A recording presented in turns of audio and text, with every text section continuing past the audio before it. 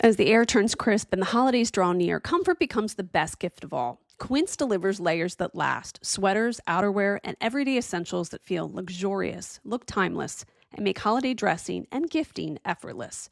Quince seriously has it all. $50 Mongolian cashmere sweaters made for everyday wear, denim that never goes out of style, silk tops and skirts that add polish, and down outerwear built to take on the season. Perfect for gifting or upgrading your own wardrobe. You know what is at the top of my list? Quince's Italian wool coats. And the Mongolian cashmere dress, I pair it with black riding boots. And the holiday gift this season, gold everyday hoops for everybody in your life. By working directly with ethical, top-tier factories, Quince skips the middlemen and offers prices 50% less than similar brands. Step into the holiday season with layers made to feel good, look polished, and last from Quince. Perfect for gifting or keeping for yourself. Go to quince.com/KKC for free shipping on your order and 365-day returns. Now available in Canada too. That's QUINCE.com/KateCasey to get free shipping and 365-day returns. Quince.com/KateCasey. If your eyes are the windows to your soul and your glasses are the windows to your eyes, then it's pretty important to find your perfect frames. That's why at Warby Parker, we've made shopping for eyewear as easy and fun as can be. Peruse endless styles in our stores or use our app to virtually try on frames and get personalized recommendations. To find your next favorite pair of glasses, sunglasses, or contact lenses, or to locate your nearest Warby Parker store, head over to warbyparker.com. That's warbyparker.com. The amazing Kate Casey. Welcome back for another episode of Reality Life with Kate Casey. I hope that you have had a great week so far. I've got a great list for you this week if you're looking for something to watch. Go to katecasey.substack.com. Of course, if you go to those lists, you can get access to the archive lists as well. So maybe there's something you missed 2 years ago, maybe 2 months ago, maybe 2 weeks ago. I've got things in all categories: true crime and sports and reality shows and documentaries, all for you to go through. Each week, of course, is a curated list, but there may be something that you missed and you're going to have the best time this weekend, just like dipping into it and enjoying yourself and taking yourself away from the stresses of the week. Also, make sure that you are subscribed to this podcast. Please leave a 5-star review. I can't tell you how much I enjoy reading the reviews. They mean so much to me. Also, make sure that you check out the bonus episodes. You may have heard me last week talk in a bonus episode about an unsolved case, and I'm going to get to it in this episode. So make sure you don't miss out on that. You can find them on Apple Podcast and on Patreon at patreon.com/Kate Casey. So first I want to tell you that I came across a documentary. I know I listed it in my what to watch list, but really enjoyed watching it, and I wanted to tell you about it. It's called Meara Stiller, Nothing is Lost. A couple weeks ago, I had you watch the Mariska Hargitay documentary about our mother, Jane Mansfield. I'm always fascinated about old Hollywood stories and to see how much the industry has changed and the people in it. And in the case of Meara Stiller, it's a story about two legendary comedians, Jerry Stiller and Ann Meara, who happen to be the parents of Ben Stiller. Ben directs and produces this documentary, and you see his family members in it as well. So Jerry and Ann were a beloved American comedy duo. They're best known for their sharp wit and chemistry, their ability to blend humor with heartfelt storytelling. So if you look at the modern comics now, and in the rare occasion there are two working together, they're sort of in short snippets. This was a little bit more of a storytelling style. They rose to fame in the 1960s as Stiller and Meara and performed regularly on The Ed Sullivan Show and other popular TV programs of that time. Their act often drew on their real-life marriage and their cultural backgrounds because Anne was Irish Catholic and Jerry was Jewish. And they used that to create clever, relatable comedy about love and family and everyday misunderstandings. Their sketches were full of playful banter and contrasting personalities, and it made them one of the most popular comedy teams of their era. Beyond their duo act, they both enjoyed long and successful individual careers. Anne appeared in numerous films and TV shows, including Archie Bunker's Place, Fame, which was a fantastic show, and Reality Bites, which is a really good movie to go back and to watch. Jerry gained later fame for his roles as Frank Costanza on Seinfeld and Arthur Spooner on The King of Queens. Together, they embodied this rare blend of humor, but also heart that resonated with audiences for decades, both as performers and as a real-life couple who remained married for over 60 years. Their partnership left a lasting mark on American comedy and entertainment. And like I said, they have these two children, Ben and Amy. Ben first gained attention with the Ben Stiller Show in the early 1990s. It was a sketch comedy series that showcased his offbeat humor, which of course I really appreciated. It earned him an Emmy Award. And then he became widely known for his roles in hit comedies such as There's Something About Mary, Meet the Parents, and Zoolander, in addition to A Night at the Museum. I think his characters were often a mix of awkwardness with endearing sincerity, making him a relatable figure in both outrageous but also heartfelt comedies. And he went on to marry Christine Taylor, who appeared in many of those movies as well. In addition to acting, Ben has built an impressive career behind the camera as a director and a producer. He directed and starred in Tropic Thunder and The Secret Life of Walter Mitty. So you're getting a window into a showbiz family. And listen, in your day-to-day life, how many people do you come across who have parents that were a comedy duo and worked in the business for 60 plus years? So this documentary is interesting because it's about family and legacy, but also the complicated beauty of being known, not just by the world, but by the people that are closest to you. And as Ben and Amy are sorting through old clips, home videos, and these quiet family moments, they're really piecing together the story of who their parents were. Not just a comedy act, but also their marriage, their partnership, and that lifelong balancing act between love and ambition. And as a person who is always striving to figure out that balance as a working parent, and so many of you understand that as well, I think that you're going to find yourself in both of these parents as they go through their parents' lives. It's this apartment that they're going through that, by the way, is sort of stuck in time with all of these picture frames. There are personal mementos everywhere, and it really does look like they're going to walk through the door at any minute. I was almost expecting Jerry to come in at any minute and go like, get out of my shit, you know?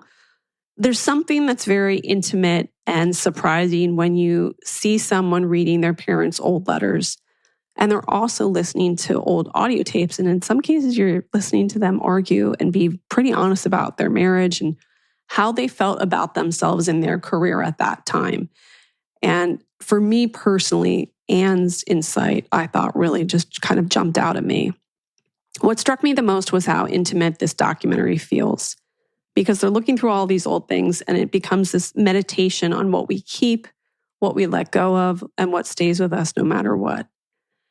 And his parents, again, were not always happy about their careers. And imagining these two performers working together, I'm marveling as I watch it that they were able to maintain a marriage and a career together for that amount of time. And the other thing is that Ben interviews his children, and you can see there's moments in real time where his kids are basically saying all of the things that he has said in the beginning of the documentary about his own parents, that they were not always physically and emotionally available. And it seems like he thought he was a better version of his parents when in some cases he just repeated history. So I found myself thinking about how art and family overlap and how the roles we play at home can be just as complicated, just as demanding as the ones when we perform on stage, if you're a performer, or in the office. So I think that Nothing Is Lost isn't just about fame or nostalgia. It's about connection and the kind that survives time and ego and even death. And that's why it stayed with me. Because even though it's about Ben Stiller's family, it kind of feels like it's all about all of our families and the people who shape us, the things we inherit without even realizing it, and the ways that love can outlive everything else. So go and check it out. It's on Apple TV+.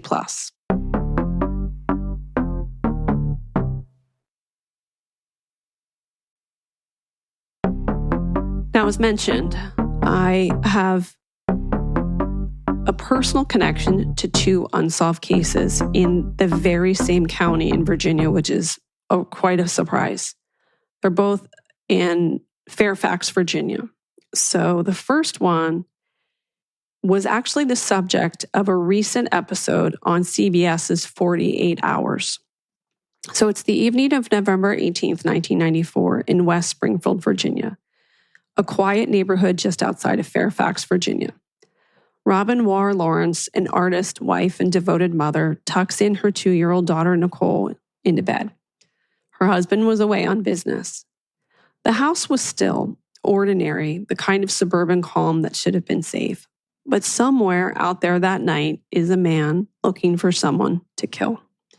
When Robin didn't show up for work, a friend came to check on her. She opened the back door and stepped into a nightmare. The kitchen was quiet, the air was heavy, and down the hallway, blood everywhere. Robin was found in the master bedroom, brutally stabbed, her body left on the floor. Nearby, the phone cord had been cut.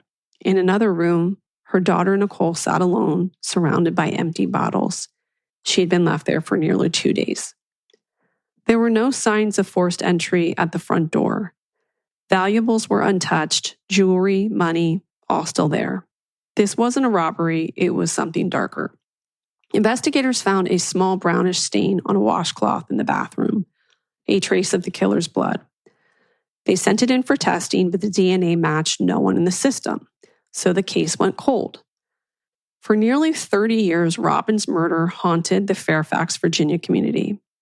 Her daughter Nicole grew up without her mother, and detectives retired and new ones took over, and the evidence box sat waiting, holding that tiny piece of DNA, the clue that science hadn't yet caught up to.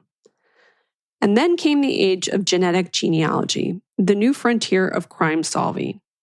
In 2023, Fairfax investigators revisited the case, turning to Parabon Nanolabs, the company known for using genetic family trees to identify suspects. From that small stain, they built a profile, mapped distant cousins, and slowly, painstakingly tracing the branches of one family tree. And I should note, this was done by a volunteer and over time, painstaking work. That tree led them to Stephen Smirk, a man living quietly in upstate New York. Detectives traveled north, knocked on his door, and asked for a voluntary DNA sample, and he agreed. Only hours later, he called police himself. "I'm here to turn myself in for a cold case crime," he said. To understand who Stephen Smirk was, you have to go back decades to the young soldier station at Fort Myer, Virginia. He was part of the Old Guard, the Army's ceremonial unit, the soldiers who guard the tomb of the unknown and represent the military at funerals and state functions. By all accounts, Stephen Smirk was disciplined, precise, quiet, no red flags. But beneath that calm exterior was something else entirely. On the night of Robin's murder, he told investigators that he drank 2 beers, took ephedrine, and then, in his own words, something inside him snapped. He said that he felt the need to kill, and he didn't know who, just someone. So he broke into Robin's house through the back deck, wearing gloves and a ski mask.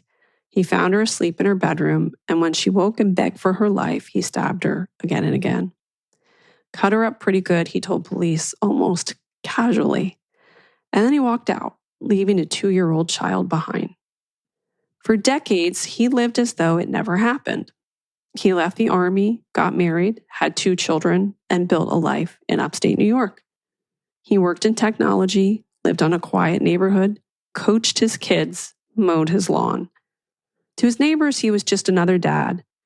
To his coworkers, maybe a little reserved but harmless. All the while, he carried the memory of that night, totally unburdened by guilt.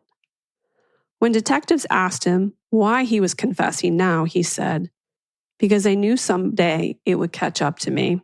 And when they asked if he was a serial killer, he told them, "I'm a serial killer who only killed once." In March 2025, Stephen Smirk was sentenced to 70 years in prison for first-degree murder, and he'll spend the rest of his life behind bars. And that's where, for me, the story takes a strange personal turn. After the 48 Hours episode aired on Robin Lawrence's case, I got a message from Christy, who's married to an old friend of mine from college.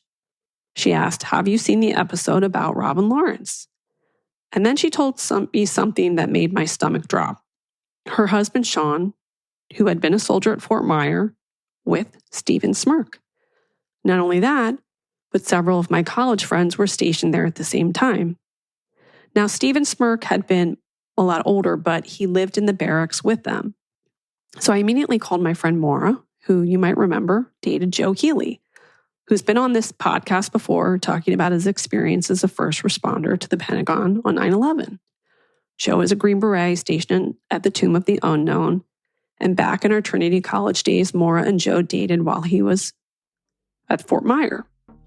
And as it turns out, Stephen Smirk was the roommate of Joe's mentor in the unit.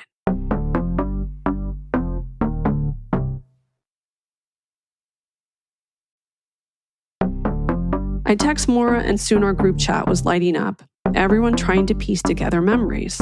My friend Gino chimed in. He said he and Smirk had worked together in the Continental Color Guard, part of the old guard. And then Meara started flipping through her old photo albums. And there he was, Stephen Smirk, smiling, standing among us at college parties. The same summer, our friends rented a house on Ordway Street in Northwest DC. There he was, drinking a beer, laughing with people that I loved at parties that I attended. To think that man, the one who'd spent a summer on our porch, had years before walked into a stranger's home and killed her. To think that all these years later, he would realize that the murderer in one of Virginia's most haunting cold cases has been standing in the same living room as us is hard for me to wrap my brain around still. And the fact that he said, "I'm essentially a serial killer who only killed once." Robin was a mother, an artist, a friend, and her daughter Nicole grew up haunted by a story that she didn't remember. But now finally she has an answer. The detectives who refused to give up and the power of science brought that answer home. And this case reminds me that evil doesn't always look like a monster in the dark. Sometimes it looks like the quiet guy at the party, the neighbor next door, the soldier in the photo. And justice found him. And for Robin's family and for everyone who stopped asking why, the light finally reached the darkest corner. The Fairfax County Police Department's Cold Case and Unsolved Crimes Unit has seen some of the most haunting investigations in Virginia's history. And for decades, they've carried the weight of stories left unfinished, cases that never faded, only waited for the right moment, the right science, the right confession. Now, we've just discussed Robin Ward Lawrence, whose brutal murder went unsolved for nearly 30 years. But what's strange and personal is that the Fairfax County Unsolved Unit is also connected to another case that's lingered on this podcast, one that still doesn't have closure. You might remember episode 427 from December 30th, 2021. I interviewed Brittany, whose mother, Connie Heiner, was found dead on her home on Woodstock Lane in Herndon, Virginia on January 3rd, 1996. Connie was 48, a real estate executive, mother, and friend, and her death stunned her community and left her family with more questions than answers. And at the end of that episode, Jonathan Mark joined us, and he gave his insight into what he thought happened that night. So, in a strange twist of timing, maybe fate, on September 29th, 2025, so 4 years later, I received an email from a listener. She'd been searching for updates on the Connie Heiner case and came across my episode. And she had an observation that morning that may have an impact on finally solving that case. So we have forwarded her lead onto the Fairfax County Unsolved Unit. It happens to be the same exact detective as in the 48 Hours mystery case. So now 2 stories, 2 women, 2 lives cut short, both falling under the jurisdiction of the same unsolved case unit. One of those cases, Robin Lawrence's, found justice after almost 3 decades thanks to DNA, science, and persistence. And the other, Connie Heiner, is still waiting. So stay tuned. We'll be keeping up with the story. And if you've listened to some of my past episodes, and if you remember cases that we've covered that still have unanswered questions, there is still time to reach out. And this case Robin's case is an example of that. And so is Connie's case. And sometimes it's the smallest memory, the smallest detail, the email sent 29 years later that cracks the silence wide open. So, thank you for joining me in today's episode. Make sure again that you are subscribed to this podcast. Please leave a 5-star review. Please join the Facebook group Reality Life with Kate Casey. And I got to tell you, I have received so many tips related to cases that I'm covering that have made for the most interesting episodes. For example, I did an episode on the Wilderness of Error, which was a documentary series on Jeffrey McDonald and the murder of his family members. And I was going to interview the executive producer, and I talked about it in my Facebook group, and 2 people came forward and said that they knew Jeffrey McDonald. One had grown up with him, and the other had a father who was the first military police officer who came upon the crime scene of Jeffrey McDonald's family. And I had an opportunity to interview him. And he said, most of the people in my life have no idea that I'm connected to this case. That military police officer, who was a very young man, later became a New York City police detective and testified at trial. And the executive producer of The Wilderness of Error was shocked that I got access to this young soldier today. And that was because of the Facebook group and people communicating and sharing their stories. So you may be surprised how deeply connected you are to a story. So again, check out the Facebook group. And then always, I want to make sure that you check out the What to Watch list of what to watch in unscripted TV by going to katecasey.substack.com. And also follow me on social media. I'm on Instagram at @KatecaseyCA. TikTok, it's Kate Casey, Twitter Threads, Blue Sky at Kate Casey, and bonus episodes are available on Apple Podcast and on Patreon at patreon.com/Kate Casey.